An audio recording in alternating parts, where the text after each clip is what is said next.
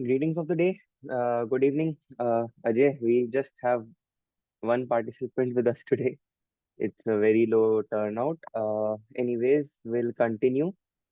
Can you hear me? Yes, sir, I can hear you. Okay, so we'll continue with the where we left off last week. So we were discussing control and operation of microgrids. We discussed AC microgrids, then we moved on to DC, and then we discussed finally AC-DC microgrids, hybrid microgrids, right? And then we discussed what are the advantages and drawbacks of each one of them and how we can have a control and proper operation of all of these microgrids. Now, today, since we've already discussed, so what have we discussed till now? We've discussed how renewable energy penetration is changing how the generation mixes for a particular um, uh, area, right? Now we'll move on to how, as we have already discussed, these PMUs, these different infrastructure, how can we reduce the cost component that is there, right? We can't have microgrids everywhere. We can't have PMUs at all the buses, right? So what are various techniques? What are the various ways in which we can cut down on cost so that the overall cost of providing power to the customers is low? And we'll discuss first the optimal how PMU placement is done, optimal PMU placement.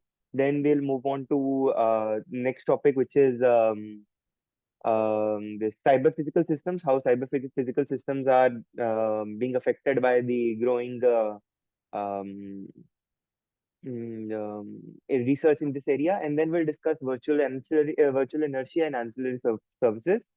And then we'll move on to demand side management and demand response. So all of um, these techniques are there to mitigate the particular problems in the overall smart grids, which we've already introduced stuff, right? Now we have to figure out how these stuff can be difficult to operate and maintain, and how this maintenance can be done. Okay, let me share my screen.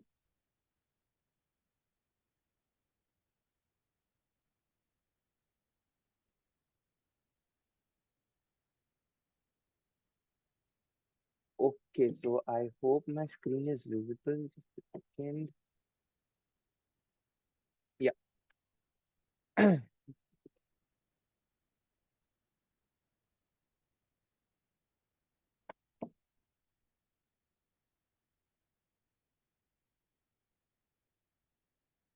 Okay. So today, the first topic we are going to touch on is PMU placement. So we've already discussed what are PMUs. PMUs are phasor measurement units.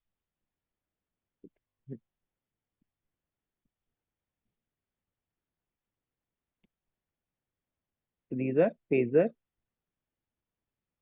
measurement units. They tell us the voltage phasors and voltage and current phasors for a particular bus at which they are connected, and they convey it to the central control center where the data is analyzed and processed carefully, right?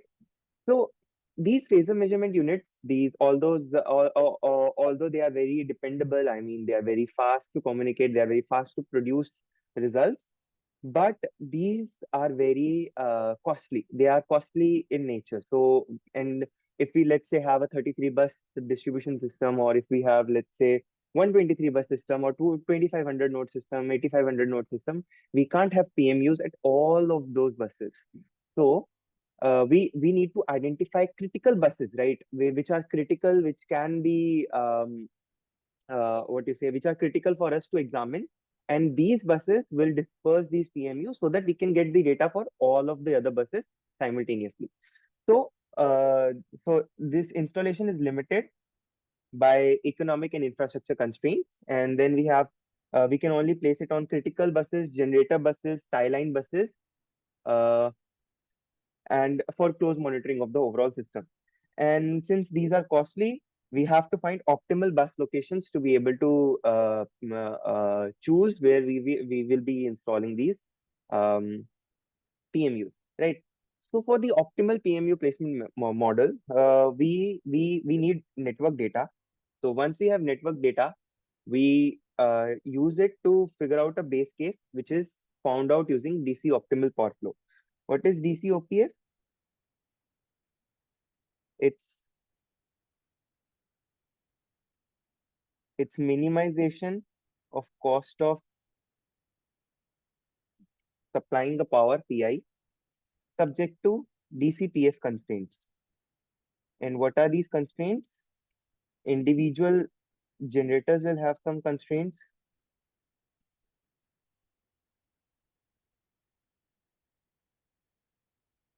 There will be power balance constraints governed by, I should write it as, yeah, PI, which is flow of power at a particular bus. I mean, this won't look, na. Just,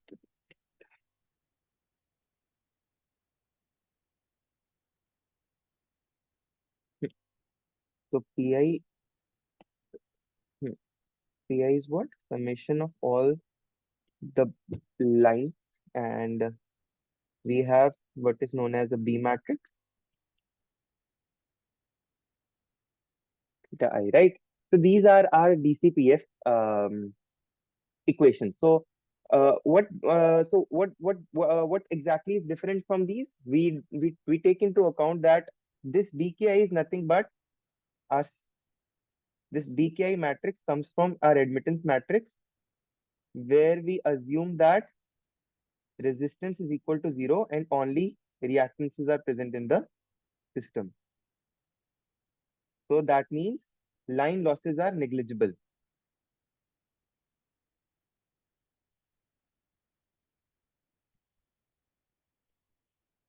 And one more assumption we do. So let me list out the assumptions carefully so that it's there on the paper, right? So assumptions. So first assumption is steady state. So these power flow equations will only work when the voltage magnitude is not, or the power flow is not changing abruptly. Second, line losses are negligible.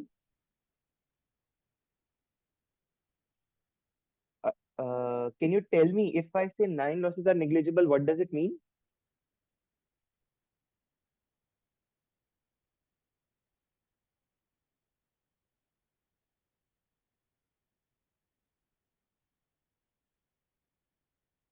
Okay, so line losses are negligible means that resistance is zero. Only reactances are present for our power lines. Third, we assume is a flat voltage profile. That is, all the buses have voltage magnitude of 1.0 per unit. Right. So these are some of the assumptions that are taken for DC-OPF. So what they do is they help us in linearizing and convexifying the non-convex non-linearities present in the original power flow equation. And this gives us a very good base case to be able to build on for finding out the optimal placements of these PMUs. Right. So what we do is we get we get line flows, generations out of the DCOPF. These are called true values. Then these true values are used in our state estimation constraint. So we have another PMU cost optimization model, which is another kind of a optimization problem where we use two types of constraints. One is a state estimation constraint and the other is observability constraints. I'll build on it. I'll talk about it more. And then we have optimal location of PMU. So let's see. Hmm.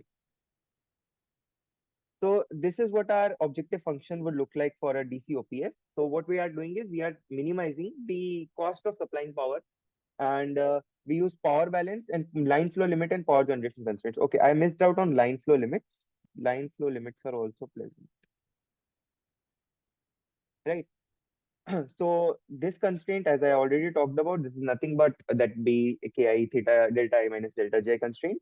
And then we have lower and maximum limits and line flow limits, and the other is the generation constraints, right? This is power balance. Do let me know if you're unable to If you are unable to grasp anything, I'll be happy to explain. I mean, make use of this class as much as possible. This is our line flow limit, and then we have generation constraint, right? So the other optimization problem that we want to solve is the minimization of installation of PMU. So all our PMUs come up with some cost. CPMU is nothing but cost of installation of a particular PMU.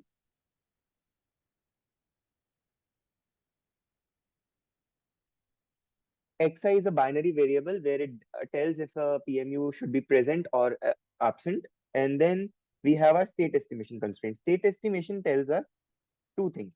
One is delta I, since voltage profile is assumed to be flat, that is, it's one per unit for all the buses. We don't include voltage magnitude in our state estimation constraints, but we do take into account the generation and demand that can be further used to calculate our what the generation and demand at a particular bus will be, right?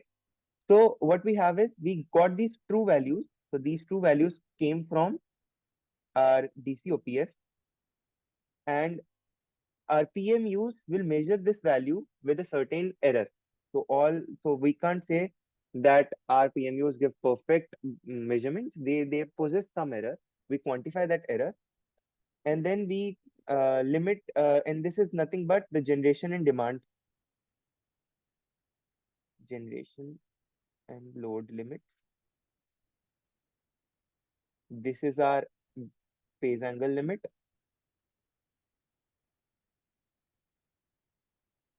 and the estimated and true values from PMUs should have an error less than epsilon. Okay. Otherwise, what's the fun of installing these PMUs? And the next is the observability constraint. So why do we want to have these observability constraints? So as I told you, we can't place PMUs at all the buses, right? So what this observability constraint does is it tells, let's say we know voltage phasor or current phasor for a particular bus, two buses, let's say. So we can easily calculate the line flow between them, right? So why do we need another PMU at the second bus? Since we get the line flow using Ohm's law, Kirchhoff's law, we can calculate unknown values as well of the second bus. So what we try and do is we want to make sure that all our buses at which the PMU is connected and the neighboring buses, it is able to observe the values by using manipulating the data using these Ohm's law, Kirchhoff's law, right? So this manipulation can be done by us, and installation of PMUs on multiple neighboring buses can be limited. So this is the observability constraint that takes care of that. So by solving these optimization, so I wanted to keep this in the next slide. Okay, no worries.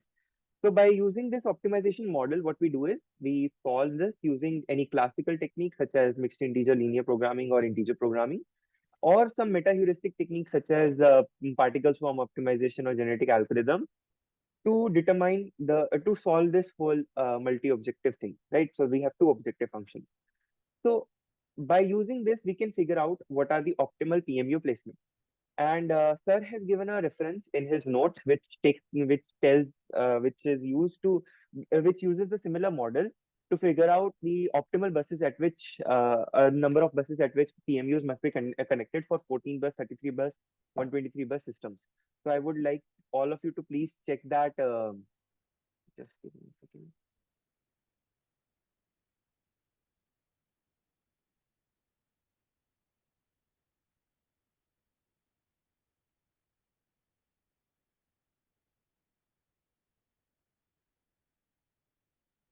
So I would request you to please go through that notes, that research paper to be able to better gauge what is happening with the whole system. So I've explained all the basic things that are necessary for you to understand this, but I would like you to please check the what you say the the paper for the results that are there in it, right? So I'm not sharing the results slide.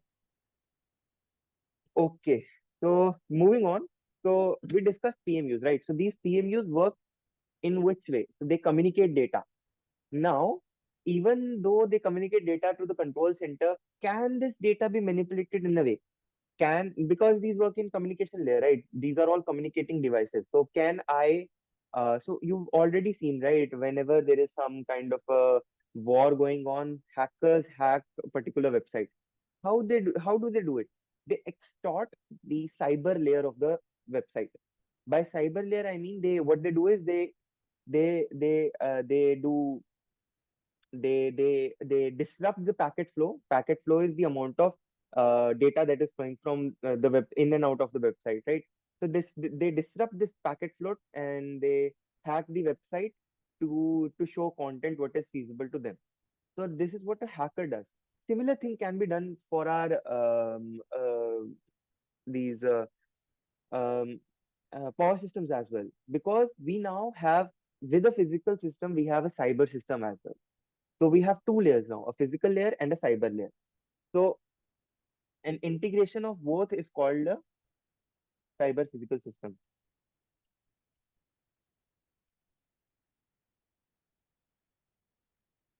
So all our generators, loads, transmission lines, etc., etc., this comes as a physical layer, right? Our cyber layer consists of the digital data, the communication protocol, all the communication systems in place. All of them come in cyber layer. And it's very easy to manipulate the cyber layer to suit what we call is to extort it so that they can get data out of it. So it hinders privacy, right? So let's say you have a PMU connected at a bus which contains sensitive load information of all the residential. So there is a whole residential houses connected to it. And what they can get is they can get the load data. Once you get the load data, what you can do is you can check when the load was minimum, when the load was high. This can tell when a person was in the building and when he left. And this can be used in a bad way as well, right? This is just one case. There are other cases as well. So this can be also used um, to say, let's say they hack the PMU data. What they can do is they can say that a significant amount of load has been shed, but which didn't happen. So as the operator sees, oh, there's a large amount of load that disconnected, what will he do is he will decrease the generation. But the generation should not be decreased because the load didn't decrease in actual. It's just the hacker was trying to provide the data which was not true in the first place. So what he does is he strips the generator, and once the generators get tripped, what happens? We have local brownouts, or we can have a blackout as well. So there have been isolated cases where this cyber physical system was extorted for personal benefit by hackers. So this is just one example. There are many others. I would request you to check on your own. So as you can see, what happens is we have physical entities. These communicate using this communicates to the control center, which houses the energy management systems, the SCADA, the AGC, and the load frequency control. And these all are connected using this wired networks or wireless networks, data collection systems, etc., etc. So if one is able to extort this layer, communication layer, it will be very easy for them to to create or disrupt the flow of energy from one place to other, right? So although there are benefits of it, but there are drawbacks. So let's discuss the benefits. So what are the benefits? Due to communication, what happens is we have two-way communication, right? So due to this two-way communication, we are able to tell, and we are able to tell our what you say load profile, our information to the distribution system operator, and he is able to tell us what the load profile or distribution status is. The two-way communication flow of information as well as electricity.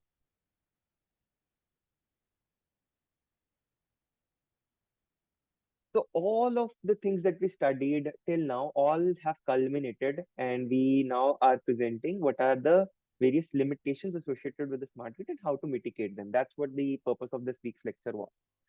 So second is these are efficient, safe, and reliable.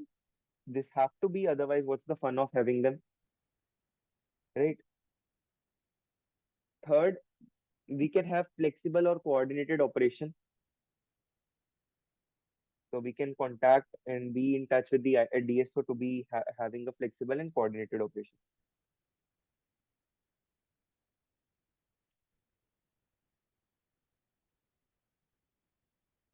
And the last is we can get automation. So right now the meter reading is automated, all this AMI is automatic meeting infrastructure, etc., etc. This automation is possible only due to the CPS. But there are disadvantages, cyber attacks, right?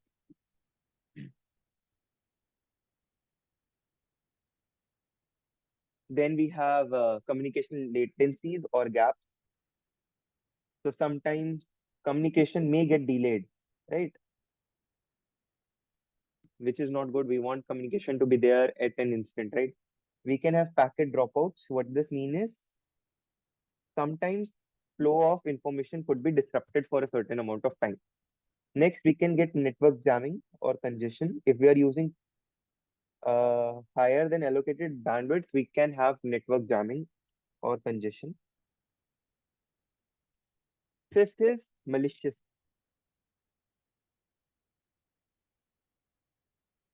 control effect. So we can maliciously control the devices to send out wrong information to be able to create a brownout which wasn't meant to be. So, so the as I discussed, these are mainly cyber physical systems mainly go through data manipulation attacks where we manipulate the data, and this can be of two types. One is FDIA, which is called false data injection attack, and the other is DOS, which is called denial of service. Okay, so in one FDIA, what we do is we falsely inject data into the system to create a possible brownout or blackout, and the other we deny the service, right? For example, what we do is we can create flood of requests to suspend the communication by creating a kind of a congestion in the network.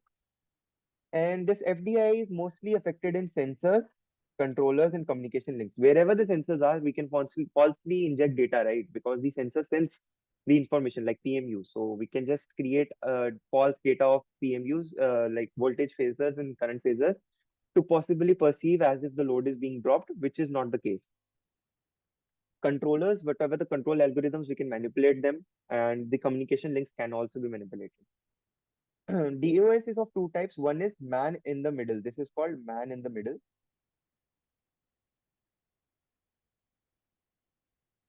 And the other DOS, we can suspend communication by flood of requests.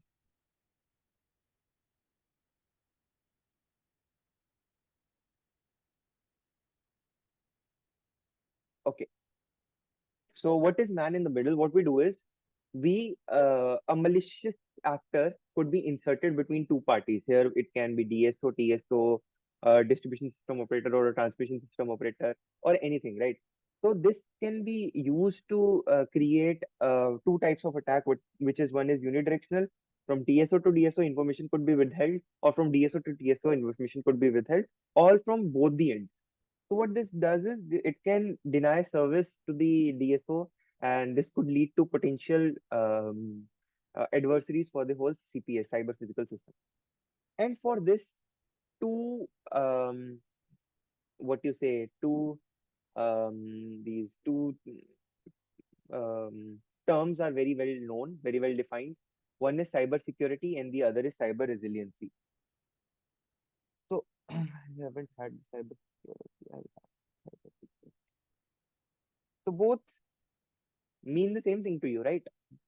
So we only have one participant, so let's ask him. Ajay,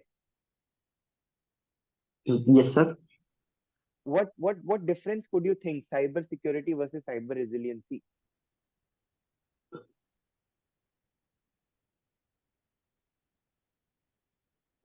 No, sir, actually, I don't have any idea about it.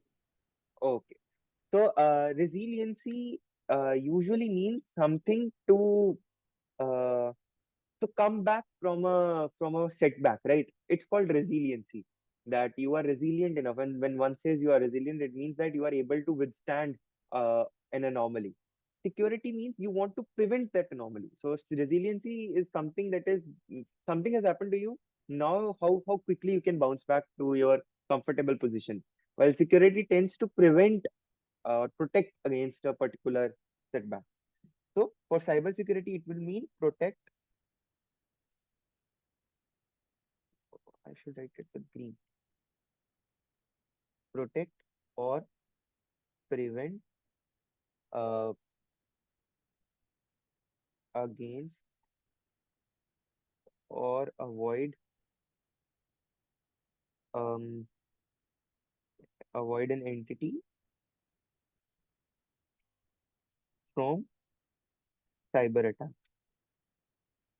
This is your cyber security. You want to be secured enough to be able to prevent a cyber attack from happening. Resiliency means ability to bounce back after a certain cyber attack.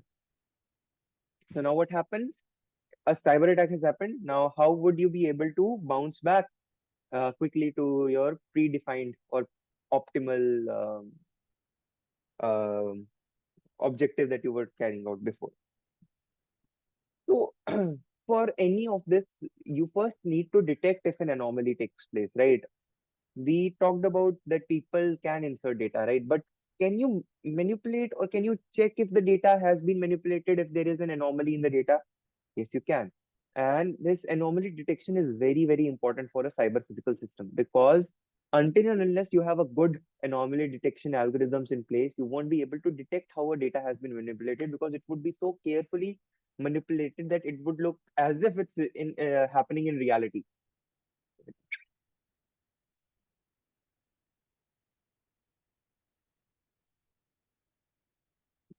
So how can you do this? Is you can look for patterns.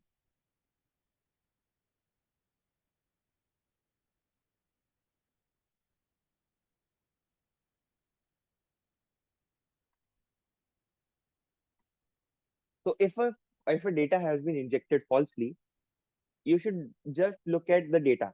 If there is an unusual pattern, if there are unusual patterns in the data, you will be able to guess if a cyber attack has happened. How can you do that? Is you can have a model which can estimate how your system should behave, and you can side by side have that true values coming from, let's say, PMU. Let's say false data has been injected into the system. Your model, which replicates how your system should be behaving, the difference between those two measured values will tell you if a data has been injected falsely or not. And this can help you in early detection. I mean, this is the only thing that you can do for anomaly detection. I don't know why I wrote one. So look for patterns in data, and an early detection could help in preventing an attack, right? So there are four levels of attack. So what happens is, so there are four levels. So the first is level four, which is the attack technique. What happens is it compromises the system. The system can be compromised in two ways. One, malicious command can be sent to an exciter or a prime mover, which moves the reference settings from the SCADA system, right? So what it does is it can cause generation to increase or generation to decrease. So this can cause frequency imbalancing. So if the generation doesn't match the load, what happens? Frequency is disturbed, right? If a frequency is disturbed, your power system performance is affected. The second way is you can have malicious demand side response commands. Let's say um, you can send commands to, let's say, a demand response. We'll discuss about it in our further slides. A demand response aggregator is there, and you say, okay, you can maliciously say that decrease a few amount of load. If you do a sudden drop of load, what will happen? Your generation will not match the load, and the frequency imbalancing will occur where the power system performance is affected. So this is how a malware will affect the system, and it will affect the working of a system, and hence anomaly detection is very well needed in place.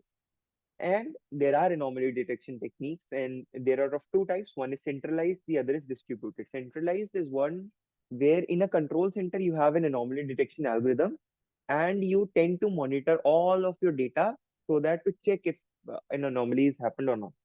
So there are different kinds of techniques. One is state estimation. In state estimation, what you do is you monitor the states of a system using a state estimation model. And you have PMUs as well. So you can get data, you can check with your state estimation if a data has been disturbed or not.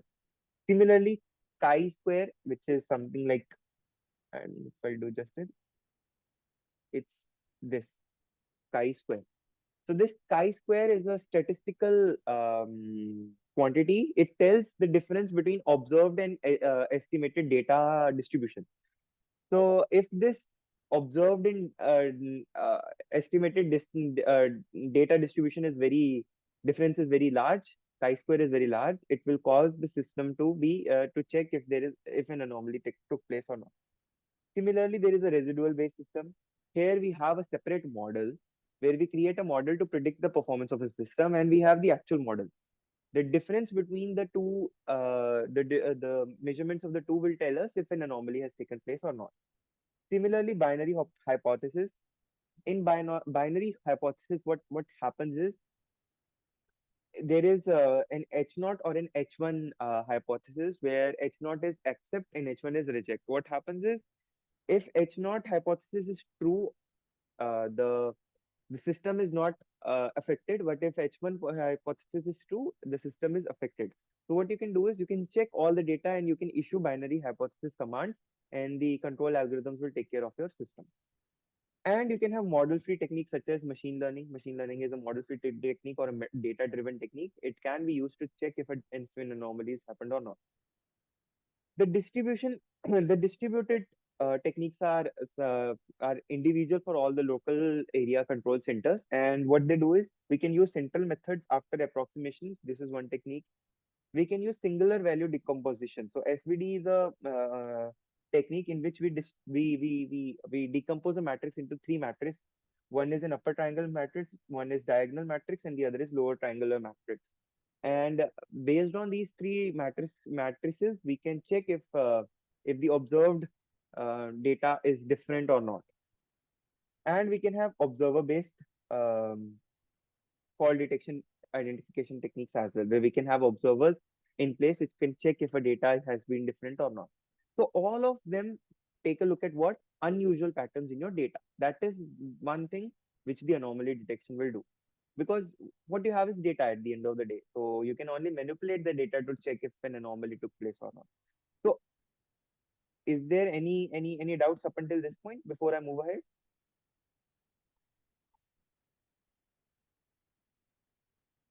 Sir, I have one doubt in previous slide in DCOPF. Okay. Hmm. Mm, yes, sir. In the constraint line limit constraint, I need to know where it is. Okay. Line limit, yeah. uh, Line flow limit na. So in this, yeah, I know the power flow should be less than or equal to the Pij max, but why it Hmm. is greater than the minus Pij max? I am unable Check. to connect why we are taking additional one constraint here. Okay, so line flow limit can be in two directions, right? So one is from your generator to demand side, but if there is a generator connected at the demand side as well, you can make the power flow in a reverse direction as well. So you need to monitor because these deltas, these have these are dependent on the direction of the line flow, right? So if you just have delta I minus delta j xij less than equals to pj max, what will happen is it can be negative value, which can be greater than pij max in just magnitude, which affects the system performance as well, because the line flow limit, irrespective of where the power is flowing, the thermal limit should not be crossed. So this minus helps in checking if there is a reverse power flow. If there is a reverse power flow, then also the line flow should not be exceeded by the Pij max term. So do you get it? And another question is, sir, here there are two objectives. So can we solve these two objectives simultaneously? No, we need the true values, then we insert it in our second objective. So we can't solve it simultaneously. As you So can it see, means this is two phase optimization, right? yes, yes, we need the Ah, true okay, results from okay. the DC OPF, and then only we'll be able to insert them in our state estimation constraints. Ah, okay, okay, sir. Thank you. Okay, so shall I move Yes, sir. ahead? Okay, so all our discussion now, we talked about cyber attacks as well, cyber physical systems. Now let's move on to a different topic. This is completely different to the last two topics that we discussed. So growing renewable energy generation, what is it causing? So earlier what we had was we had top down power supply. We had large power plants, we had centralized market, and we had large power lines which carried the power from generator to the passive consumers, us, where we were not generating anything. We were just consuming the electricity. But now consumers have moved from the role of consumers. So consumers means consumption of something. Now we are taking on the roles of prosumers. That is, we consume plus produce. So for the network, for the power system operation of today, this top-down technique no more follows, right? So this top-down technique no more follows. So what is happening? So now we have many small power producers as well. It, with along with the large power producers, these large coal-based power plants, this nuclear power plants, hydrothermal power plants, all of these power plants, we now have small producers as well. These localized generations or distributed generations we call solar PV. We have biomass. We have wind system, etc., etc. And also now we have different markets. Earlier we used to have only one market, right? It was a centralized market. Now we have markets at the distribution side as well. And we also have now small scale transmission, because let's say we have an AC microgrid somewhere. The level of transmission is very less. So we can have small scale transmission corridors over there as well. And we can have power flow in both the directions, because now the customers are also participating. They have moved on to become the role or take the role of active customers. So we are no more consumers, either call us prosumers or customers. We are now customers of electricity, right? So what we are so now what changes are we noticing? We are noticing that we have in our distribution network, we have electricity generating resources as well as as well as loads. Historically, we were assumed only to be passive customers, in which we consume something. Now we are active, where we consume as well as produce. Second, due to the integration of renewable energy generation, there is a large amount of power electronic converters in place. So this power electronic converters, this interface causes the behavior to be fundamentally different from the synchronous generators, right?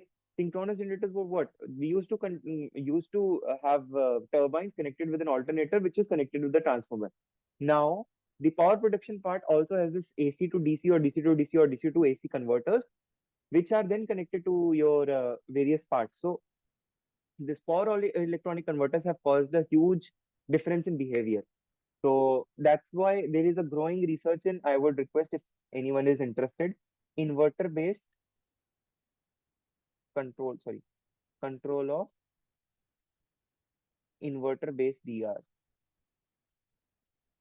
So you can check, there is a large amount of these, how we can control these inverter-based DRs, which I have also discussed in our previous weeks, which the instructors have also discussed. And these inverter-based DRs are causing behavior to be completely different. Second, we do not participate in the conventional control of the network. So the control of network has not changed. It's distributed mostly. Then we have so and one more thing. So this is the same thing that I just told. and the other is uncontrollable and intermittent. The renewable energy sources are uncontrollable. We can't control them, and they are intermittent. We can't um, completely rely on how much power they are producing. So it can vary very much. So they are variable as well as intermittent. So what happens usually is this power electronics converters are causing the inertia to decrease. So what was inertia earlier? So what is inertia by definition? Let's talk about inertia by definition. So inertia is something which powers the mass to be in constant motion for a particular amount of time before it comes to a rest after the controlling force is removed, right? So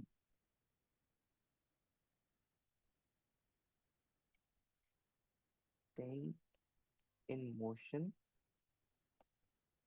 for a particular amount of time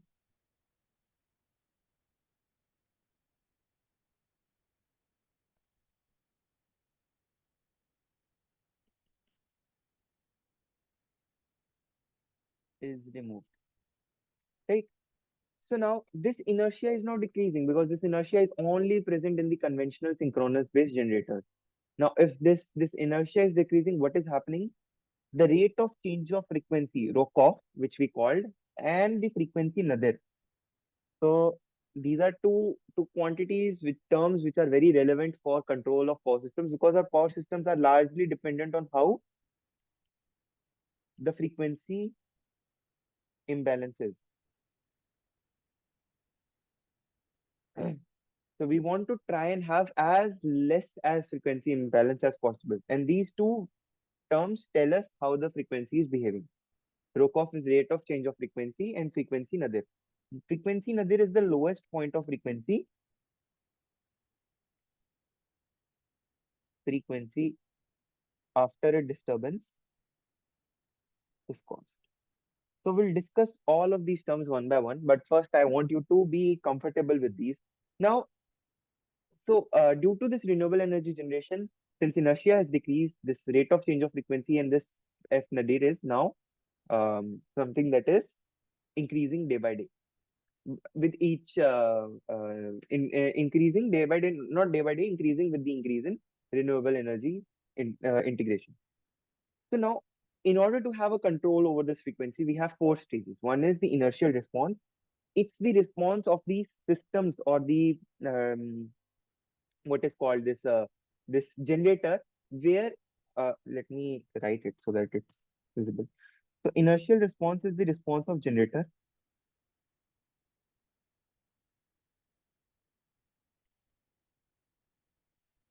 to limit F nadir. So what happens is when the controlling forces are removed, or let's say when a disturbance happens, the rotating mass of the generator continues or keeps spinning due to inertia. So it has some inertia, right? So this rotation causes the frequency to be what somewhat limited to. So if it wasn't there, this frequency nadir would have been huge. But since the inertia is there, frequency nadir is limited. As you can see, we'll discuss all of this. So what happened was, let's say there was a normal operation and we had a certain band under which the frequency should lie. And it was in that band until the point A when a disturbance hit. Since a disturbance hit, what happens is the first thing that comes into play, which is the fastest of all, is inertial response. So this inertial response limits the slope of this curve. And the slope of this curve is basically Rokov or rate of change of frequency. And the lowest point, this D point, is called frequency nadir. So it limits how much this F nadir goes. And after which, what happens? Primary frequency control kicks in. So what is primary frequency control or primary frequency response? We control the generator's droop.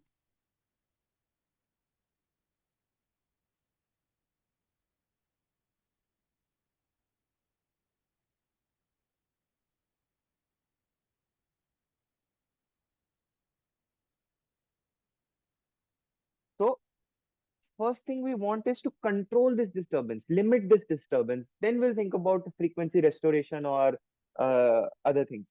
First, to limit this, inertial response comes into play. After a few seconds, primary response comes into play.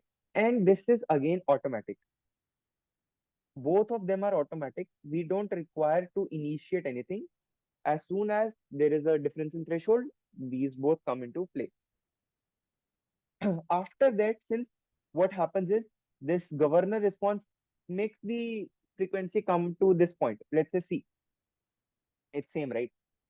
Now this C is still not restored to its normal band. To be able to do that, what we need is a secondary control, which is issued by central controller in the form of AGC, automatic generation control. This is used to restore the frequency back to its normal point. So secondary control can restore the frequency, but if it is unable to, if the disturbance was so large, what happens is we need to have a tertiary frequency response in play as well. So this tertiary frequency response are ancillary services, which we usually buy from markets to power these generation. This can be spinning reserves or these non-spinning reserves, but mostly we use spinning reserves to restore the frequency, and the frequency is restored. So these two are used for frequency restoration. I should write it here.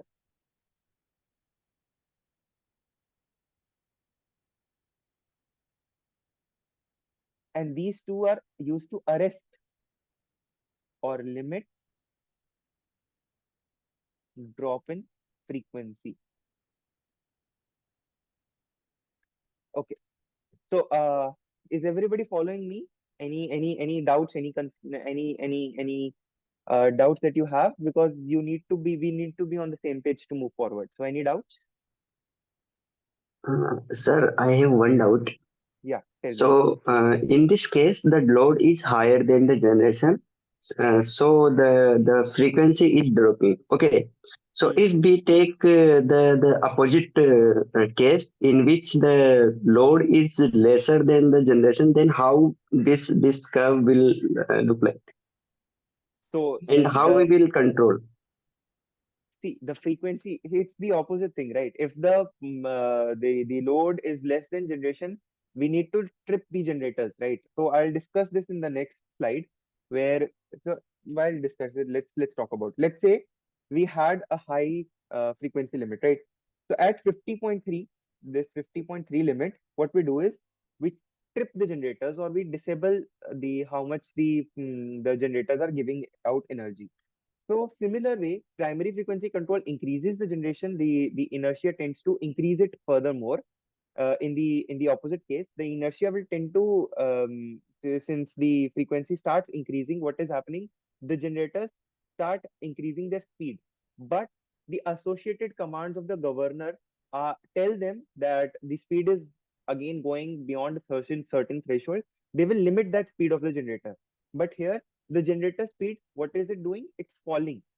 So falling generator speed must be controlled. The higher generation, it won't go higher because we have speed brakes in place. We have governors which can control the output. Similar way we can use this. And what's happening is it's just that the generator's response would be different than how it looks right now. But in the same way, if a generator, let's say I am walking at a particular speed, right? If someone hits me for a few seconds, I will try to be at that speed and then my speed will increase. Similar thing is happening to it. Our generator is trying to limit its speed. The speed at t minus, let's say 0.5 was same as t plus 0.5. So it's the inertia that is limiting the amount of disturbance that is happening. So is that clear? It's just that the generator needs Yes, to sir. be slowed down, or generator needs to be slowed at a particular rate so that the frequency is arrested. But it's better to understand it through this way, because what mostly happens is we have a higher peak load, right? So control of frequency is much more beyond the lower operation than it's in the upper operation. Because load we can't control, but generators we can always control, and that's why we are talking about generators control as of now. Load control is also there, it's available now, but we'll discuss it after a few slides. That's what we are building up to. Any doubts?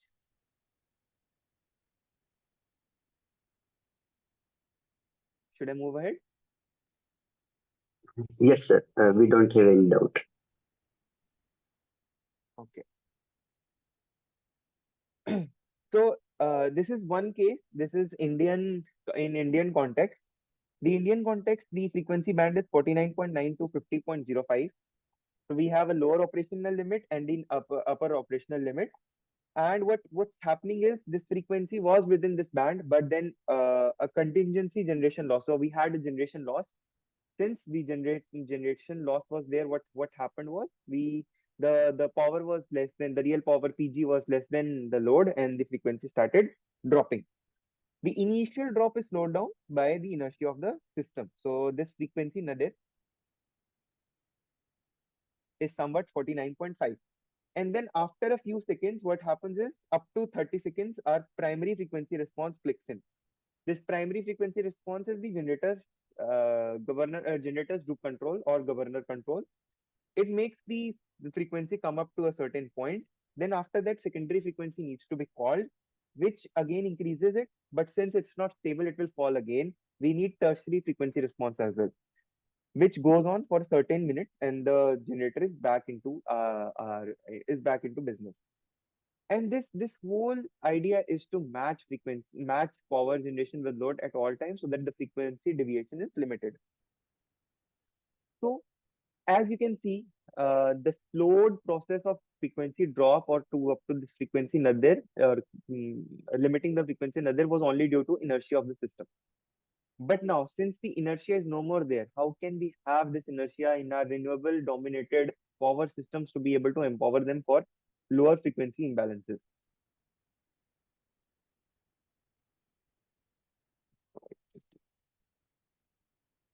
So we have virtual inertia and ancillary support. We need virtual inertia, which is we can manipulate the control functions of these power electronics based interfaces to mimic synchronous generator demand.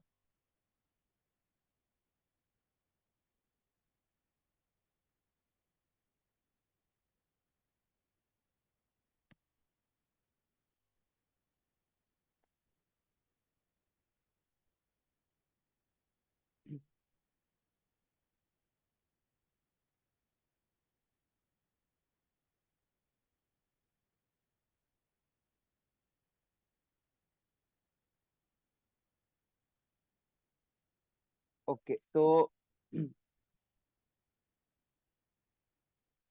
yeah, so we want to mimic the dynamics of a synchronous generator to be able to have this, right?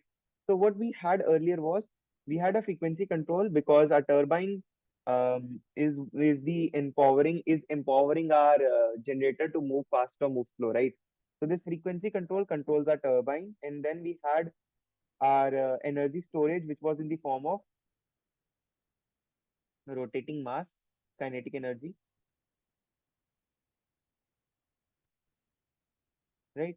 Which was connected to a synchronous generator, which is excited using DC. And this mechanical energy was converted to electrical energy. And since the energy storage was in the form of rotating mass, now we need to have energy storage in place. And this is also energy. Okay. So we need to have energy storage in place, and we have to have two different kinds of frequency control. One is the normal frequency control, and the other is Rokov control, which is the rate of change of frequency, which is connected to an energy storage, which will have the power of creating extra energy required, or store the extra energy if it is not required. And this is then used with the converter, which has the individual voltage control algorithms, and this is then used to mimic our synchronous generator. This is generally called as virtual synchronous generator, right? So okay, so yeah, what was I? Yes. So this is how we usually this virtual inertia comes into place, and we just want to control our power electronic devices in certain way that is able to mimic the dynamics of a synchronous generator. We won't discuss about these control functions. This is not discussed by the instructor, but there is research right now happening in which we control our this uh, solar power in off MPPT to be able to have that power headroom, so that it can increase the amount of energy if it is required or if the frequency starts dropping. So this is a table in which different generation types are given. So our conventional synchronous generator has inertia and it has active power control as well.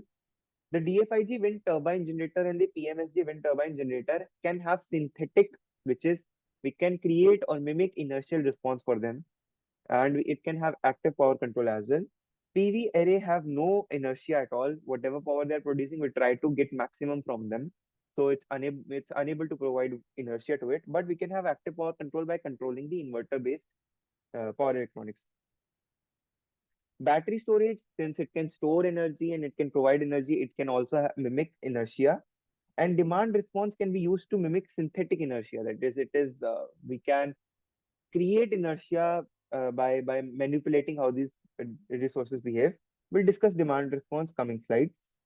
Just be patient. So this is how it's done. So this is just one more similar way in which I showed this. It's nothing where this on a DC bus we had a distributed generator as well as a PV and array in which we connect an energy storage. We need an energy storage with proper control algorithm to be able to mimic our synchronous generator so that it can store and as well as deliver energy. Connected with an inverter, which is able to provide virtual inertia to the power grid. So, sir has given a research paper in his references. I would request you to please follow that.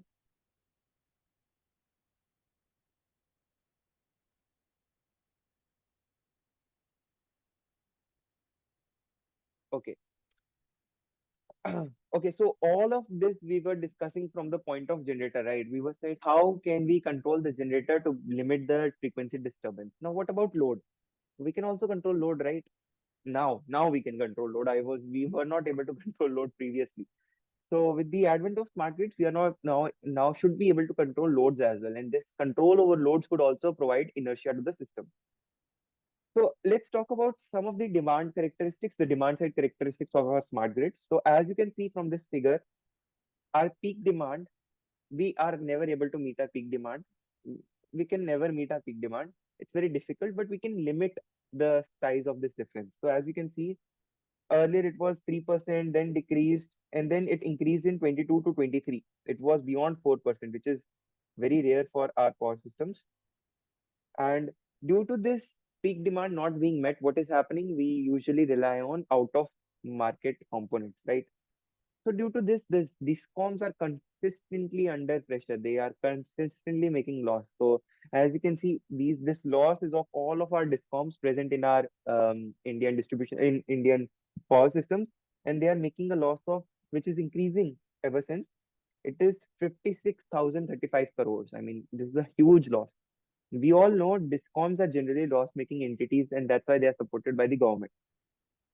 Why they are loss-making these loss-making entities is because of various reasons, political, or because they have to cross-subsidize the residential as well as agriculture users. They are not able to. They have to provide us electricity at flat rate, but they themselves buy electricity at varying rate, right? So they make loss, and to curb these loss, what they do is they rely on industries, but they are unable to make back whatever loss they are doing making right now. But in future, we can expect that these discoms will go towards a path of profitability. But right now, it's very difficult because this loss is increasing day by day. And as you can see in our Indian power demand mix, we have the highest demand comes from our residential users, which is astonishing fact because we generally assume our industrial loads to be greater than our um, domestic or residential customers, but our domestic load is very high. It's the highest of all, and you can see how our power demand is between different things. There we have agriculture load, we have commercial loads, buildings or other things. We have residential, industrial, railways, public services like we run institutions, right? Then EV load is still very less. because EVs are very less in number, and there are other loads as well. So our mm, so all of these data I have taken from Niti Aayog's website. I would ask you to go through that website. It's a very beautiful dashboard made by Niti Aayog. It can tell you all about generators, transmission, distribution, and all, and you can see what is the financial health of various entities. And yeah, so as you can see, domestic customers are very large now. So if we can provide control over these domestic customers, because that's something that we can do, right? We can empower these customers to take charge of how much electricity they are consuming. So if we can manipulate their demand in such a way that it can suit the benefit of the utility, and at the end, the utility could be benefit in a way. So we use demand side management. So what is demand side management? Alteration of electricity usage by demand side entities.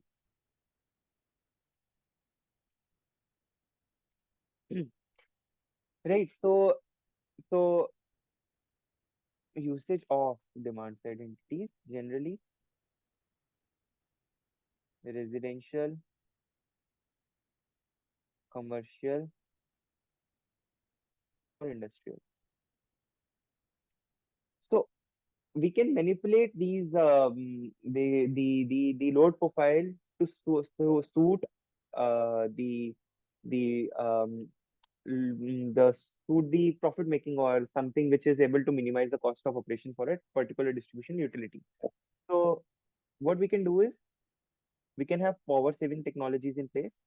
So do you remember in early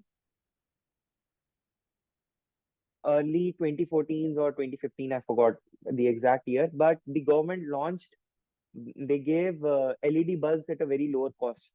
The LED bulbs cost were very high during that period. So they provided free for first five, I guess, first five. And then after that, they used to charge a very small amount. Why were they doing? LEDs consumed lesser amount of energy for the same illumination provided by a CFL or a tube light, this fluorescent based tube lights. So we can have power saving technologies in place to be able to curb the peak demand of our system, right? So this is one thing we can do. Second, we can provide monetary support. We can say, let's say I am a residential customer. The utility can ask me, okay, run your AC at 25 degrees Celsius. We'll pay you 25 rupees per kilowatt of energy you save, or of energy you save. So they are providing us monetary support to limit our electricity consumption. So that is one way in which demand can be managed. Third is government can have policies like they had this LED, free LED bulb, right? So right now the government policies is to provide load 300 free units of electricity, right? This is dangerous for our system because this can cause um, if let's say we were earlier using only 200 units of electricity, right? But if it is free up until 300 units, we'll tend to use all of those 300 units, right? It's the common mindset of all the people. So government policies also affect how the demand side management takes place. Fourth, minimization. So what we can do is, by having PV arrays in distribution system, we can minimize the import of power from the main grid.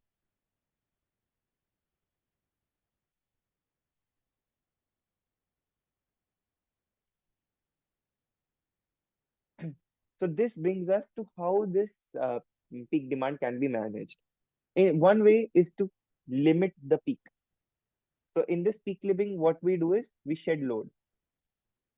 As soon as load becomes greater than a certain threshold, we shed it. We completely stop supplying that load. That is one way. The other is we can do valley filling. We can transport our load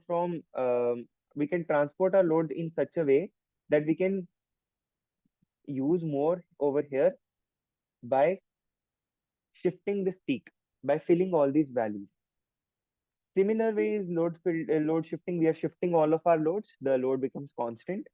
We can use energy conservation. Let's say earlier there were this power pumps, right? The people used in agriculture. It's very energy inefficient. So we can have certain agricultural pumps which are efficient in way, so it can conserve our electricity. Conservation is something that we can do so to minimize our peak.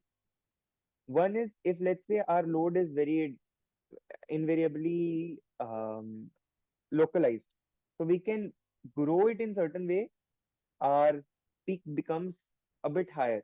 This is something that is something we don't want, but what we can do is we can grow load at a particular bus which is very easily manageable. Let's say it has an array of PVs present.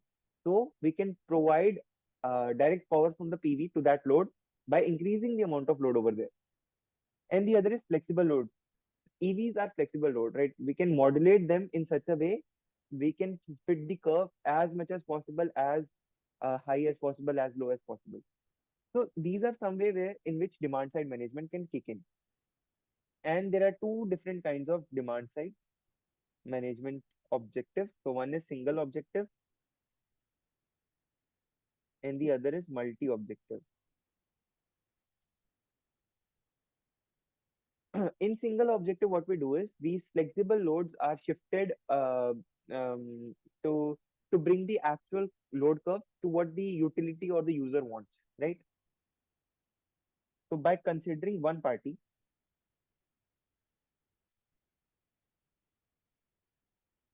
either utility or user, to fit the load curve according to their needs.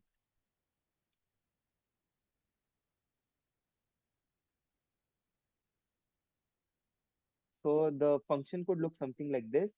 Actual demand, so we want to minimize actual demand minus utility or user specified demand. And in the other way, we can consider both the parties equally. We can give the benefit to both. So this will look something like this: minimization of H, actual demand minus 0.5 utility demand minus 0.5 user demand. So in this way, we can use demand side of management by formulating it as an optimization problem with constraints. Now there will be constraints in place as well. An optimization problem can't be solved with just an objective function, right? So what are these constraints? So number of devices manipulated must be greater than zero, equal to zero. Sorry, strict inequalities are never there in optimization techniques for at least classical optimization techniques. So number of devices shifted at t should be less than equal to number of devices available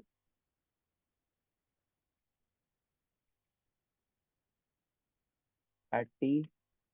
Third is the demand avail the device connection can only be delayed. I mean, we can't prepone our devices. We can only delay the demand the devices. So dt operation could be delayed to dt plus n. And the fourth one is this n should always be less than equal to n max. So we cannot uh, delay the usage of certain devices to to a very large amount of time. I mean, it will, let's say you want to use a washing machine, but I am delaying the use of washing machine as a utility to, let's say, 10 hours from now. That's not good, right? So what you can do is you can limit the amount of delay you want. So it's limited by the nmax variable. So as you can see, we have two different kinds of graphs for commercial as well as industrial area. So the forecasted load was represented by this blue curve, right? And what we wanted was this curve. So we used our objective problem by using these constraints, and what we got was this curve represented by this green line. So as you can see, the peak is decreased by this amount, right? It's 6,500 and then 6,000. So 500 megawatts of, sorry, kilowatt hour of load was decreased. In similar way, you can see for the industrial area, and you can say for the multiple objectives for commercial as well as industrial area.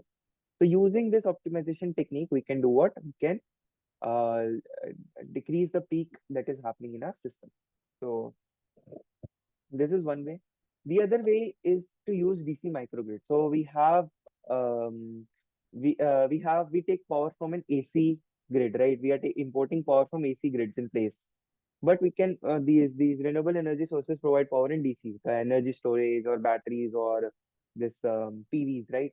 So what we can do is we can use power from these DC microgrids to power our loads so that import of AC power microgrid is reduced, and in invariably our peak demand will also be reduced since we are importing less power and peak demand will be less. So this is something that we can use. I'm not explaining. I would ask you to please go through it once and you can see with or without microgrid how much the peak load was decreased. It was huge in this while it was lesser in this. So so this is demand side management. The utility is forcing limiting it's the limit is something that user is also saying for it, but at the end of the day the profit is being made by the utility. But what demand response is, it's both ways. So both users and utility can come into play to limit the peak demand.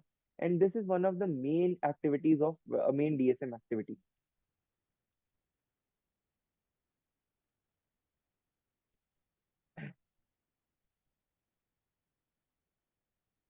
is demand response. So we are trying to see how our demand at the local,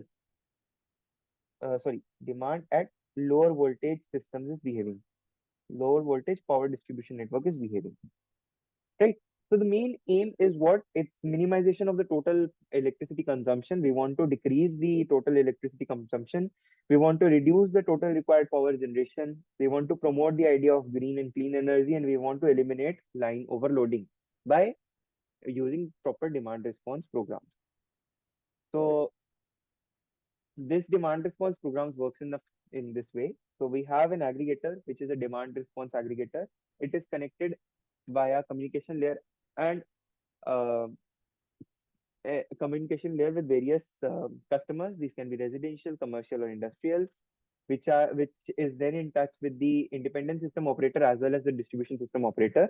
Let's say an independent system operator gives this demand response aggregator a particular load curve, and if it wants to follow that load curve, so it calls for the availability from various customers. Based on their availability, it tries to match the load curve as closely as possible and submits it to the DSO for further conciliation with the independent system operator. So this is how demand response works. So there are industrial, commercial, and residential. So industrial loads are very these are high loads which peak load of few megawatts. And here the control should be the load is since the load is majorly induction load, which is induction motor. So there are the time-based dependencies must be uh, uh, scheduled very carefully. High temporal dependencies schedule must be controlled carefully. Commercial, generally it's buildings, high-rise buildings where the main load is heating, ventilation, and AC. And we can use energy efficient buildings.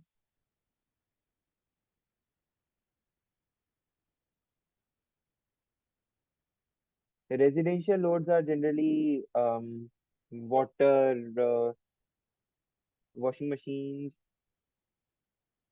AC, etc. So these are generally controlled using home energy management system,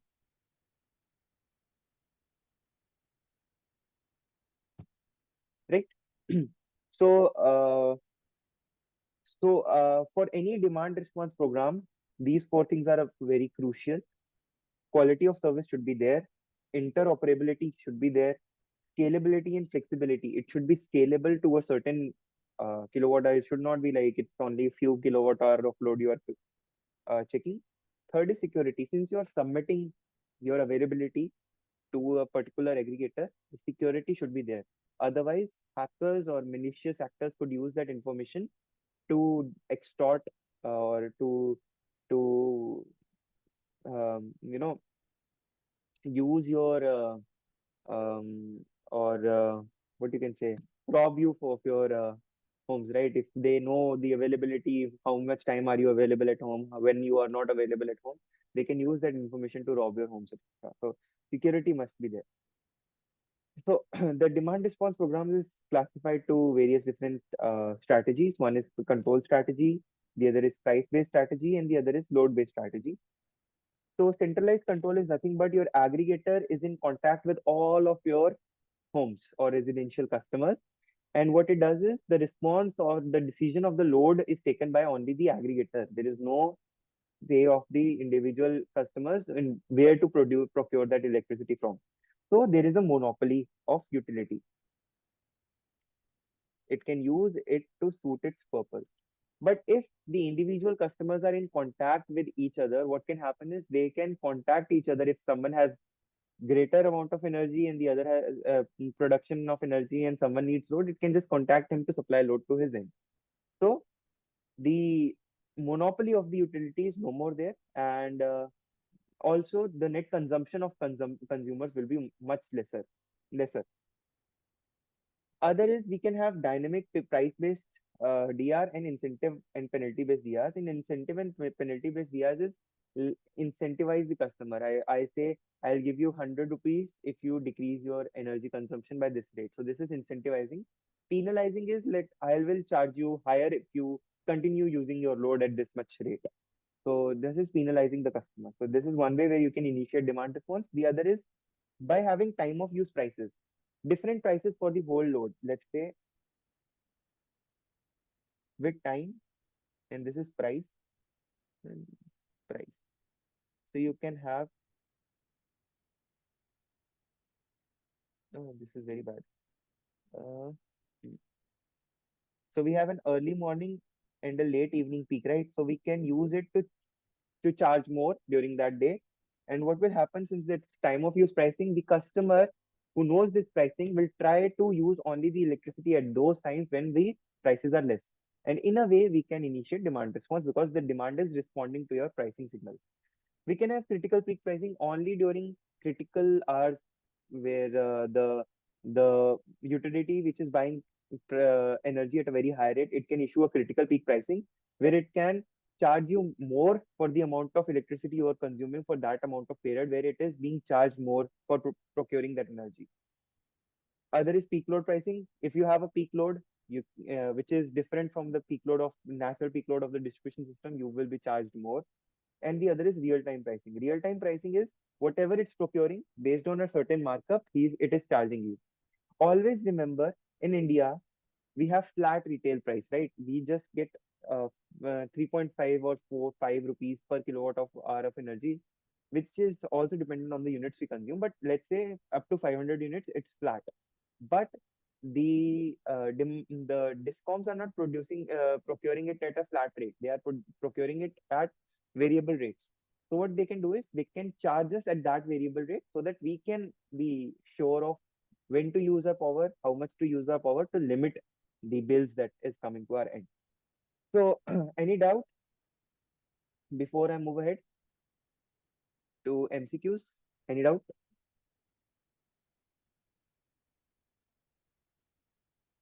Any doubt? You can give me a thumbs up or a thumbs down so that I can move ahead.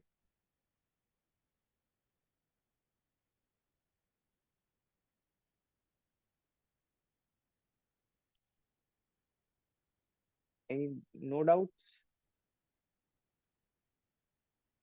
So can we have a quick review from the first slide? I'm sorry, but I joined very late today.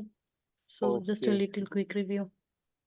Okay, so I'll try. It's a very big topic that I covered today, but still I'll try. So Yeah. we started with the PMU placement.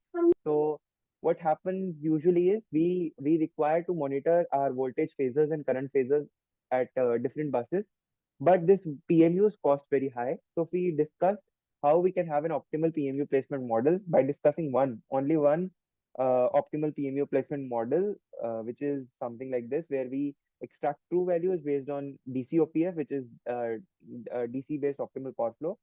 We discuss what a DC-based optimal power flow is. We make certain assumptions, and then we check how this whole optimization model comes into play. Then we moved on to, since we now know that PMUs transport this power, this data using communication layer, right? This communication layer is kind of a cyber layer, which is working in tandem with our physical layer. So it's called a cyber physical system now. So people can use to manipulate this data. If someone manipulates this data, if a malicious actor or a hacker manipulates this data, how can we monitor that? How can we detect that? And how can we protect ourselves from that? So we discussed that what are the benefits of a cyber physical system, drawbacks of it, what are the various adversaries that it can face. It's false data injection. People can inject false data which can manipulate generator tripping or load shedding, which is not going on in real time, but the control center could perceive it as some load has been shed. So this is one way in which the hacker could hack the manipulate the data. The other is denial of service attack, in which there are two different kinds of data attacks, which is man in the middle and suspended communication. In suspended communication, you flood, you you flood the network with so many requests that it starts appearing as if it is congested, and we can suspend the communication. If the communication is suspended, we can't monitor the uh, operation of PMUs or other units in real time. And man in the middle attack is we enforce what we can malicious actor could do is it can insert itself between two quantities in which it can manipulate the amount of information flowing from one direction to the other. It can be unidirectional or bidirectional. Then we moved on to discuss what two terms cyber resiliency and security are. Security means protect and prevent a cyber attack, and resiliency is the ability of bouncing back after a certain cyber attack has taken place.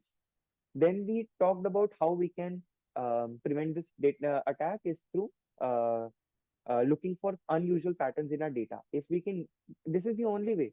Since it's happening in the communication layer, only looking at how the data is reacting in real time, we can manipulate and check if the data is different from what it was perceived to be. There are two different kinds of methods. One is centralized, the other is distributed.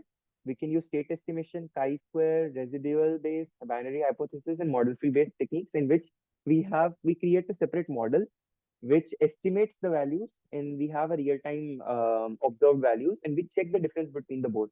If the difference is huge, we issue a threat that an anomaly has took place. Otherwise, we don't issue a threat.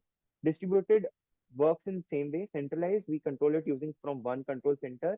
For distributed, we have many local area control centers, and we control the the the units in a distributed way. Then we moved on to how the integration of renewable energy is affecting the inertia of the system. We discussed how the role of consumers has changed from being of that of prosumers to that of the prosumers, and how this intermittency and uncontrollability of these power electronic based DERs is affecting our system in real time. So what is inertia? Inertia is the process of staying in motion for a particular time after a controlling force is removed. So the two main things that we usually check out is the rate of change of frequency. We want to arrest how much the frequency has deviated, and the limiting the frequency nadir. Frequency nadir is the lowest point of frequency after disturbance. So this can be checked from this. There are four stages of frequency control. One is the inertial response. The other is primary frequency control. The third one is secondary control, and the last one is tertiary control. So once the disturbance takes place, our generator's inertial response automatically comes into picture because it tends to stay spinning at a constant speed, same speed at which it was before the disturbance took place. This arrests the deviation of frequency or rate of change of frequency to a particular f nadir, which is controllable. After that, primary frequency control kicks in, which is controlled by a generator's droop or governor, and this makes the frequency reach up to this point, which is let's say point C, because these are both are same. Then another control is issued, which is secondary control, which is in the form of AGC. So this AGC is being issued by a central controller. In India, it's controlled by the NLDC. NLDC issues these AGCs to various power generation available to its end. This helps in increasing the frequency to a certain point. If let's say the frequency is still not restored, the second after secondary control, we buy out ancillary services from the market. This can be in the form of spinning reserves. So this can help the frequency restore to the particular point. So the last two controls, secondary control and tertiary controls, are used for frequency restoration, and the first two controls, inertial response and primary frequency control, are used to arrest the limit or drop in frequency. So we discussed the real-time Indian case as well. And then we moved on how we can have a virtual inertia in our system by manipulating how the power electronic systems behave by mimicking the dynamics of synchronous based generators. Then we checked what are the various kinds of sources of virtual inertia available, and we discussed how we can use an energy storage in tandem with a DG or a PV array which doesn't have inertia of its own to be able to manipulate as if the inertia is available. So this was all the control of power, the control of generation, right? So frequency is due to mismatch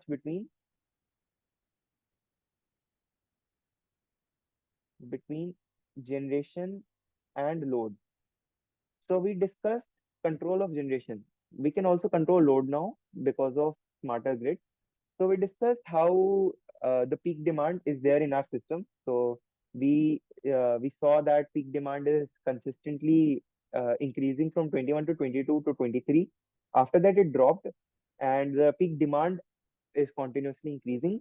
And we checked how much the loss of the discoms is. The discoms are very much in loss, and the loss is increasing by each passing year.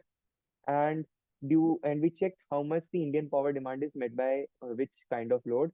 So our Indian demand mixes between agricultural, commercial, domestic, industrial, railways, public services, EVs, and others, in which the domestic load is the highest of all. I have given the link here. You please check it out. Niti Aayog has a wonderful dashboard where we can check generator, transmission data, distribution data in real time. I mean, they have up until 2024 last I saw. So what we can do is we can control our demand side in such a way in which we can control the variables that are responsible for uh, reliable operation of our system. Right. Then we check what is DSM. DSM is nothing but alteration of electricity usage of demand side entities, which are generally residential, industrial, or commercial. And we checked how this can be done. One way is to shed load so that peak clipping occurs, valley filling, load shifting, shifting loads to the point where the load consumption was less. Then we can also use energy conservation where we can decrease the amount of energy used. Let's say previously what the agricultural pumps are very energy inefficient. So we can you make use of energy efficient pumps to conserve electricity. We can also make use of load growth. Let's say one area is highly PV dominant, right? So instead of importing power from that, we can grow our load in certain way that it takes power from that PV generation only. And last is flexible load. EVs are one flexible loads where we can control the consumption profile of these EVs. So demand side management can also be optimized. The optimization can be a single objective or a multi-objective. Single objective, we consider only one party, either utility or user, to fit the load curve according to their needs. In multi-objective, we use both. Benefit, we give benefit to both. Then we saw what are the various DSM constraints. One is that the number of devices shifted must be greater than equal to zero. If we are not shifting any devices, how can we manage the demand side? The second is the number of demand sides shifted at a particular time t should be less than equal to the number of devices available. We can't shift more than the number of devices available, right? Third is we can always delay. We cannot prepone our usage of a particular appliance. And fourth, this delay should be limited by a particular threshold. Then we saw how the demand side decrease the peak load that is occurring in our system. And we checked how DC microgrid could be used. Since we import power from an AC power grid, we can have localized DC microgrids, which are battery storage or PVs, to empower loads at a particular section so that the amount of import from AC power grids, it is minimized.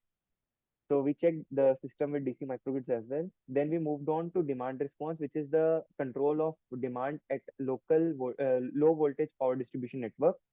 So we saw how we can use it. We need an aggregator which is in contact with all of these demands available at the demand side or the low voltage power distribution network, and how it works in tandem with the ISO and distribution system operator by figuring out the load profile for each of the entities it is connected with.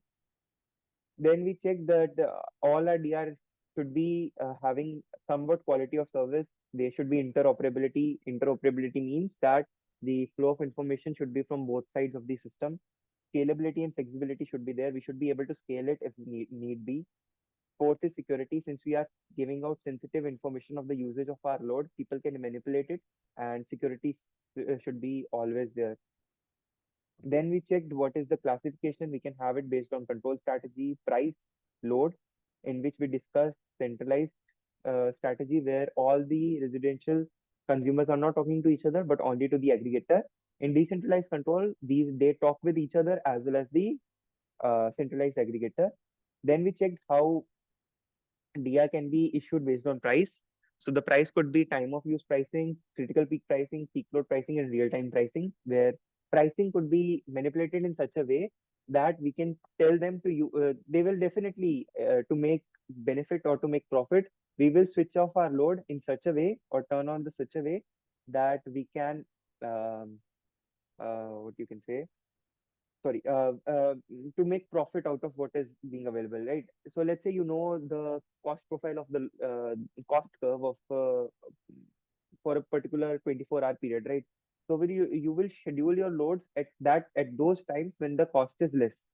So in this way we can have this demand response in place for the distribution side. So I forgot talking about task related and the energy related. In task related, let's say we have an EV, right? So we can sorry, task related could be, let's say we can give you a certain task, let's say uh, how can we, let me think of an example. Let's say you have an EV, right? So what you can do is you can say, so it's an energy related, so let's discuss first energy related. So we can manipulate the usage of energy. Let's say when we come home we charge it during night, right?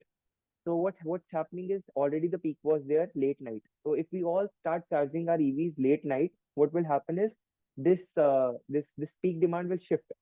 So in order to do that, what we'll say is shift your EV usage to either morning or in the afternoon or when you reach the workplace.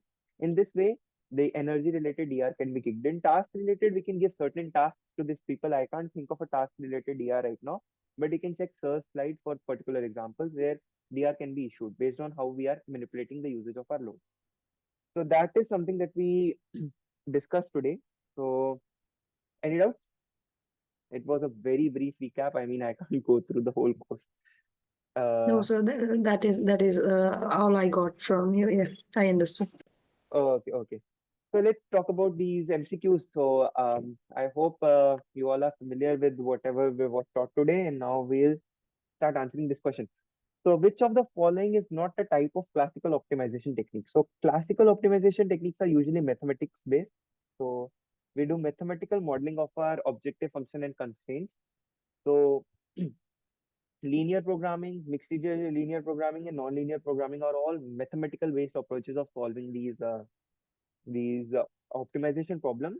Binary search is not.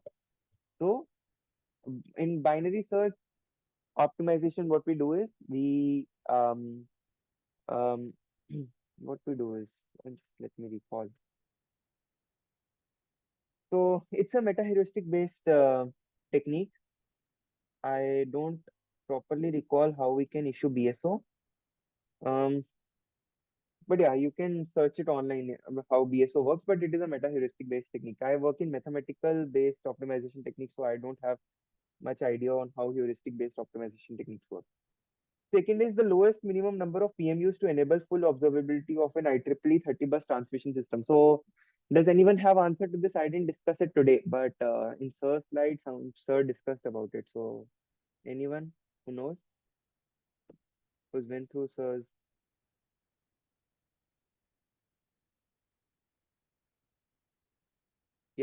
Anyone? I have the answer, but if someone went through sir's note, if someone makes notes, I feel. Sir, 7. Did you check it recently or? Okay, so the answer is 7. So this is a paper by sir in UPCon. So I don't remember it's optimal PMU placement considering state estimation constraint. So do check it out. It's a very useful paper. Which one of the methods is exclusively and only a distributed detection approach? So I just talked about it, right? So can anyone tell me? So chi-square, state estimation, binary hypothesis, all of them are centralized techniques. Only the observer-based techniques are um, uh, distributed detection techniques. In this, we place certain observer-based models at different local distribution area networks to model how the PMU data is observed, and they can check how if they can detect if an anomaly takes place or not. Which demand side management strategy is more reliable compared to other strategies? Who can tell me?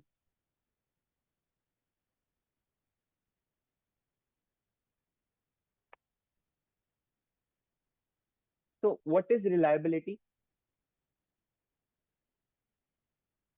So reliability is that if there is a strategy, it should work, right? It shouldn't be like it's not working at all. So what do you think? Which one of these strategies which is more reliable and it will always work? Load shifting. Yes. So shifting of load will always work. See, load growth is something which is dependent on if the power is available or not, right? Peak clipping, you are shedding the load available at that time. It's not it's not at all reliable because sometimes some loads are too critical to be shed, and flexible loads are still not present in greater quantities at this distribution side. But we can always shift our loads. We can issue price based, incentive based signals in such a way that consumers themselves are able to shift their loads to make sure that profit is made. Which one of the following DSM strategies refers to the load shedding events? Anyone? This was one, two, three, four, five. So who can tell me which one of the following below mentioned DSM strategies refers to the load shedding event? I recently told you in which DSM strategy load shedding takes place. Peak clipping. Yes. So what you do is you have a certain peak. As soon as you reach a particular threshold, you turn off this load. If you turn this off, your load starts looking as if this. So this shedding of load is done in peak clipping only. 6.1 energy management strategies in the DC microgrid aim to dash.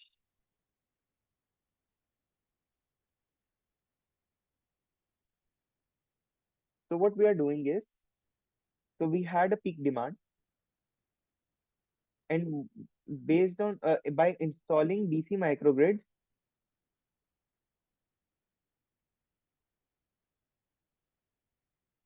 we are minimizing import of power from main AC grid, right? So if we are minimizing the import of power, what does it mean? So let's say our distribution utility has this load curve, right? And it knows it can, without making loss, it can get this load from the AC main grid. So what it can do is the rest of the peak load, it can use the DC microgrids to supply it, right? So what is it doing? So I've shown you the definition of it. Now you just need to name that term. What is it doing? It is reducing something, right? What is it Peak reducing? energy deficit. Yes. So it is reducing this energy deficit. So it knows that from this green curve that it can get this amount of power easily from the main grid. but the rest of the energy is still needed. So that can be supplied from the DC microgrid. So the DC microgrid aims to reduce the peak energy deficit that is available for our system. 7. The critical difference between DSM and demand response is, this is very easy, right?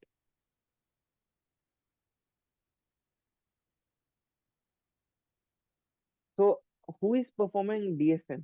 DSM is being issued at the utility level. The utility is trying to enforce a certain amount of load curve. But in DR, it is issuing price signals. Let's say take an example of price signal. So the customers are also taking active participation in in just a second.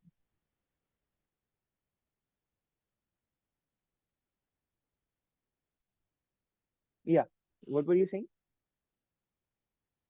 So it's first DSM takes care of utility level and DR for customer and utility side both. Yes, yes, yes. So both, so the DR is, sorry, this one, A, right? So DSM is being performed at the utility level, while DR is performed at both the utility and consumer level. So the customer is also taking active participation in how its demand should respond to the signals. 8. Which of the following is not an objective of demand response? Sir, this maximization the electricity cost. Yes. So we want to minimize our electricity cost, right? So C option is not something that we want from our demand response. Ninth question.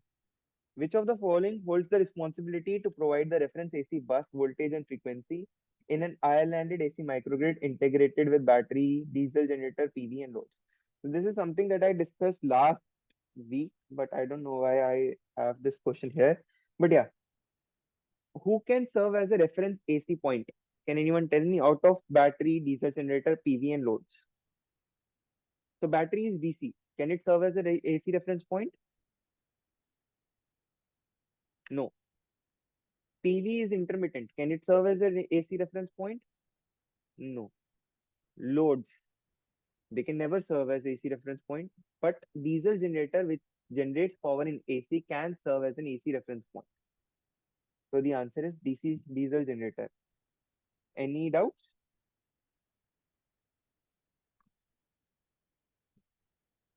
No, sir. Hmm. A diesel generator is capable of injecting dash. I don't know why they included this. So a diesel generator is capable of what? So who can tell me?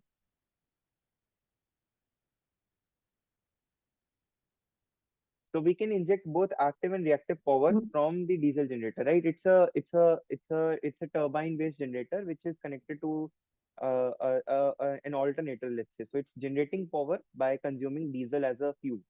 So it can control both active and reactive power at its end. 11th, which of the following is not an objective of demand side management? Sir, C. Which of the peak reduction we want, optimal scheduling of generating resources we want, and delaying the penetration of renewable energy resources. Yes, we don't want to delay the penetration of renewable energy resources. So C is not a correct objective. Well, the wind turbine output power is processed through dash to feed the power to standalone DC microgrid system. So output is AC, and at the end we want DC. So what kind of conversion do you think is possible?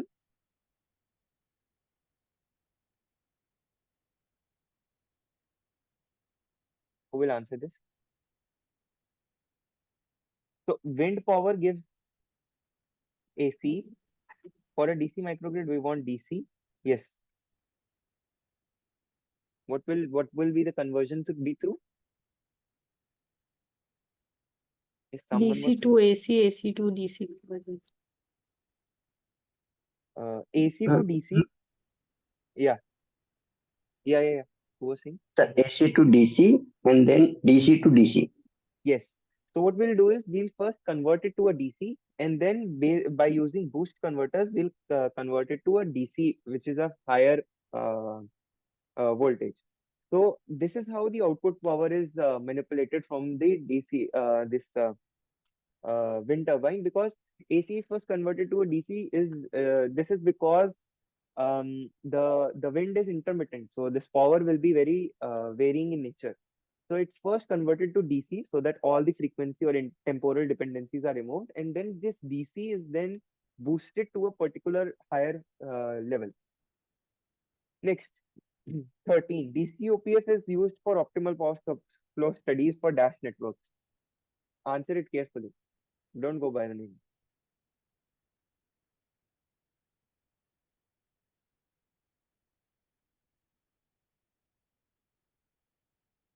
Who will answer this?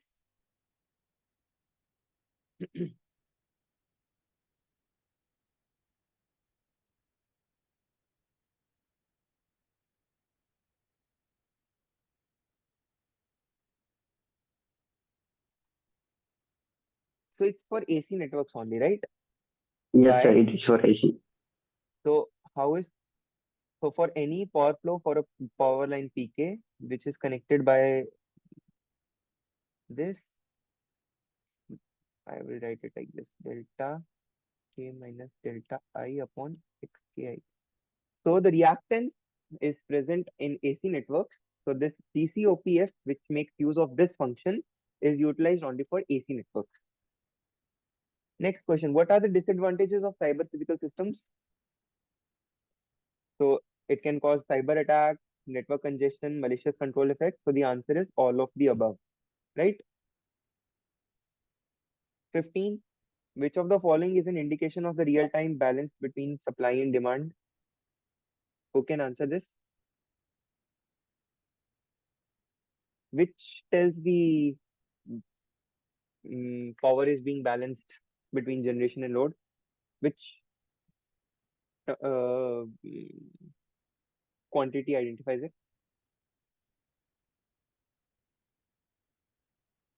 I just told you if there is an imbalance, what happens? Frequency drops, right? So what is the in what tells the indication?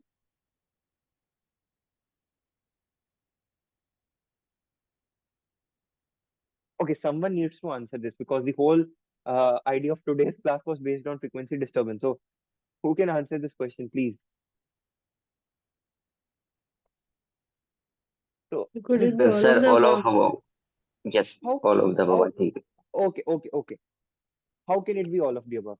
First, tell me this. If you have, let's say, real power, which is P, right?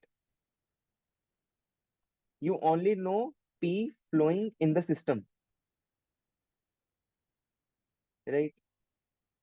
You don't know what is the generation. Let's say you don't know the generation, you don't know the load. You only know power which is being flown between the whole system. So let's say you are at you are in a national load dispatch center, right? You know how much generation is available, you know how much load is available. But will you just check the generation and load, or is there something else to it? You always check how your frequency is behaving. So this frequency, even though is the function of this real power that is being generated or consumed in the system, the frequency is the indication of what is happening to your system in real time. The real power will change in a significant way where you won't be able to check what is the total amount of peak demand being met at a particular time. But frequency will tell you immediately if the frequency power is being met or not. Let's say you don't know about demand or you don't know about supply, frequency will tell you, right? You can measure the frequency, it's available from PMUs. So real power you can't. How can you measure it from voltage? Can anyone tell me? So some of you said all of the above. How voltage will tell you if power is being met or not? So Ajay, you told, right? Ajay, how can voltage be measured as a as an how can it be an indication of power being balanced or not? Can the voltage sag if P gen is equal to demand?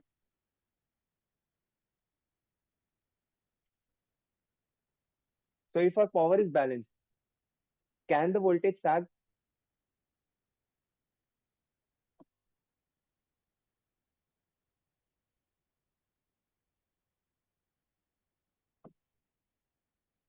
Come on, voltage. Right. Voltage is a function of which quantity? It's reactive power, right? So you need reactive power to check if voltage level, how the voltage level is behaving. If it's sagging, you increase the reactive power. If it's overflowing, you decrease the reactive power. So voltage is also not something that can tell you how if the power is being balanced in real time or not. It's only the frequency which can tell you if supply is being balanced by the demand in power system. Someone needs to tell me if they understood. If they have doubts, let me know.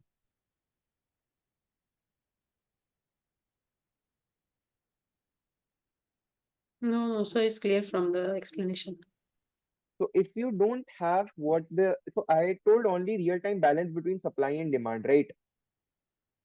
Real power you can have for voltage, let's say the demand and generation are being met, but voltage can sag as well, so it can't indicate if the real time balancing is taking place or not. For real power you can't be sure, because it's not how you check.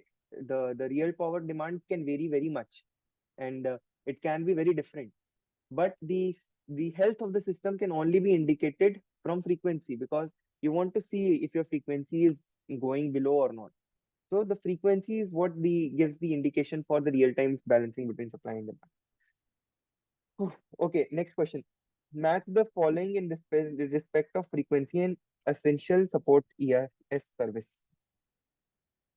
Can anyone tell me?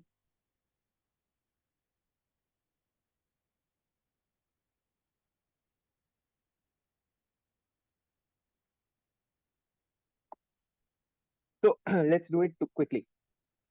So I told inertia, it comes from how much the um, what is it? Generator is spinning, right? The synchronous generator continues spinning after disturbance. So it's the response or time is in the order of cycles. So inertia is one, and it's something that is relevant to synchronous machines only. So inertia is only present for synchronous machines. So for one and four are correct answers. Now for numeric two, primary frequency control, the response time is in order of seconds always. As I told you here, some of you were joined late, right? Hmm. So within some cycles, few cycles, the inertial response clicks in. This is where the inertial response starts clicking in, so that it reduces the frequency nadir. And after that, only for a few seconds, primary frequency response kicks in. So two is again two. And third, secondary frequency response, the response order is in the order of minutes, and it requires significant communication infrastructure, because the central controller sends these commands, these AGC commands, using a communication infrastructure.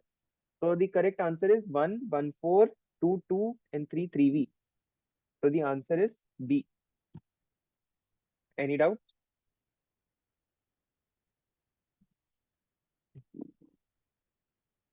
Any doubts? Yes or no? No, sir. Okay.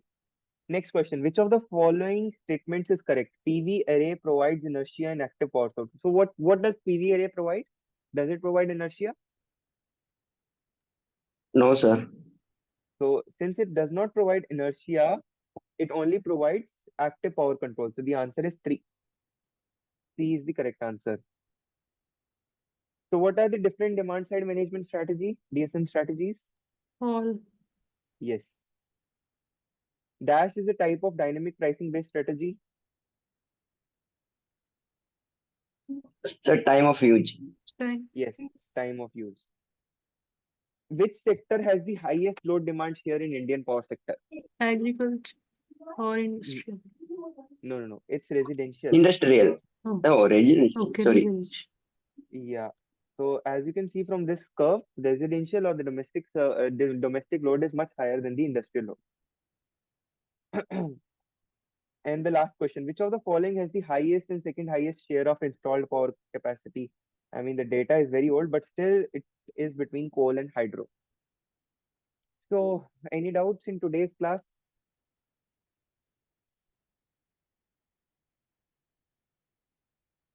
Any doubts? So Shibna, you can watch the lecture on YouTube if you missed on particular matlab, components of this lecture. But if there are other doubts, I would be happy to answer. Otherwise, I will close this session. Sure, sir. I'll follow on the YouTube. I'll check on the YouTube. Okay. So thank you all for joining. So this lecture was a very I mean it was very heavy on what you say certain stuff which is very difficult to understand for the first instance. But yeah, you're welcome. So if you don't have doubts, I would request you to please log off. Thank you so much for joining. You may watch this lecture on YouTube when it's uploaded. Thank you, sir. No worries.